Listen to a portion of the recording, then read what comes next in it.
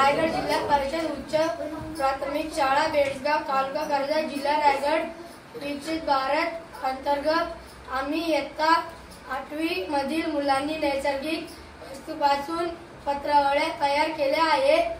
त्यासाठी परिसरात असलेले पळसाचे झाडाची पाने त्याचा वापर करून या पत्रावळ्या तयार केल्या आहेत। धन्यवाद।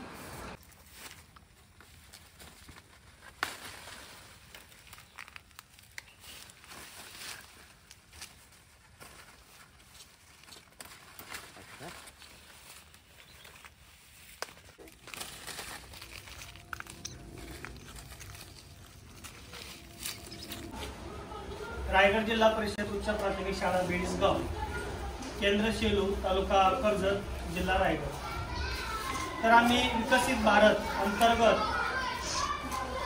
निसर्गाच्या सानिध्यामध्ये जे आपल्याला वस्तू मिळतात त्या वस्तूंपासून आपण आपल्या जीवनोपयोगी वस्तू आम्ही या ठिकाणी बनवण्याचा एक प्रयत्न करतोय।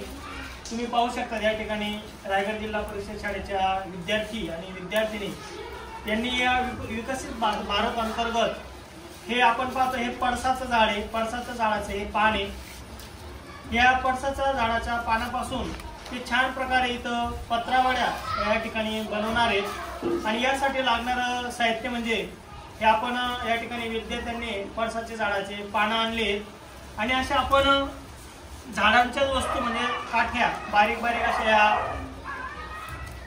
काड्या आपण अशा तयार केलेल्या आहेत।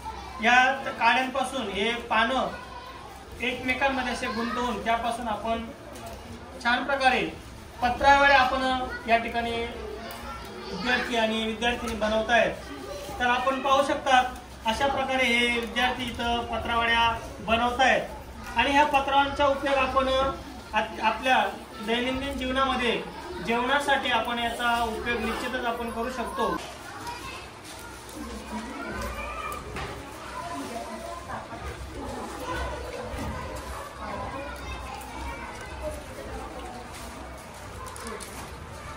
या ठिकाणी पळसाची झाडाची पानं आणि अशा आपण काड्या इथं आपण अशा जमा केलेल्या आहेत आणि मुलं या प्रकारे इथं आपल्याला करताना पाहायला मिळत आहेत।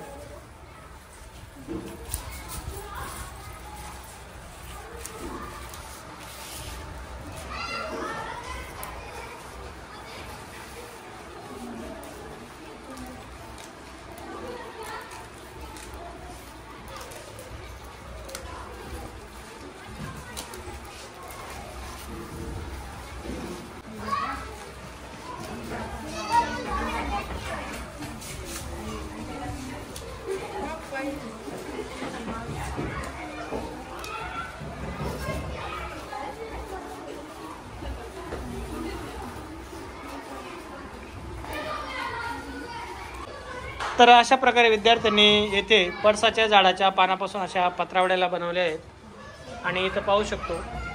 तर याचा उपयोग आपण दैनंदिन जीवनामध्ये आपण करू शकतो। मुलांनी आता ज्या पळसाच्या झाडाच्या पानापासून ज्या पत्रावळ्या बनवल्या आहेत त्यामध्ये आता दैनंदिन जीवनामध्ये आपण सुद्धा असं जेवण करू शकतो आणि नैसर्गिक साधनांचा आपण पुरेपूर वापर करून त्याचा आपण उपयोग करू शकतो।